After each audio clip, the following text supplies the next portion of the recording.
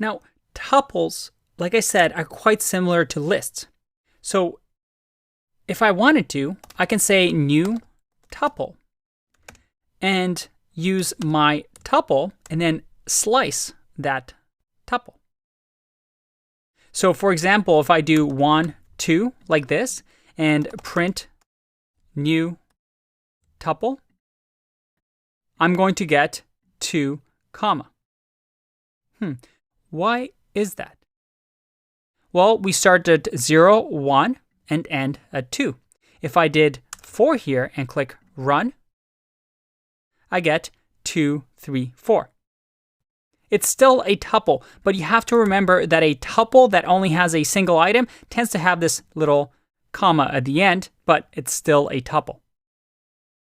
And just like a list, I can assign different things. For example, I can say x equals to my tuple 0, and then I can say y equals my tuple 1, and x and y will equal 1 and 2. But a short form of doing this, again, similar to lists, is to say, hey, I want x, y, z, and you know what?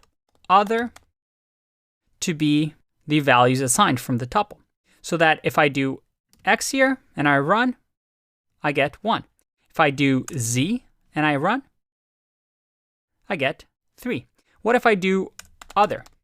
And if I click run, I get 4 and 5 as a list. All right, if your head doesn't hurt by now, don't worry, I have some good news. Luckily for us, a tuple has only 2 methods that we care about: count and index. How nice is that? So nice and simple. Guess what these mean? So let's go back to my tuple and now try these out. If I go my tuple.count, well, it's going to count the value. So if we want to count how many 5s occur in the tuple, I get 1. If I had another 5 in the tuple, I get 2. What about index? What's the index of 5? Well, the index of 5 is 4. Because 0, 1, 2, 3, 4, the first value that it finds, it's going to return the index of. And then finally, we can also do length, right? We can use this built-in function to run length, and it's going to tell us that, yep, it has a length of 6. Awesome. There it is. We're flying through them now.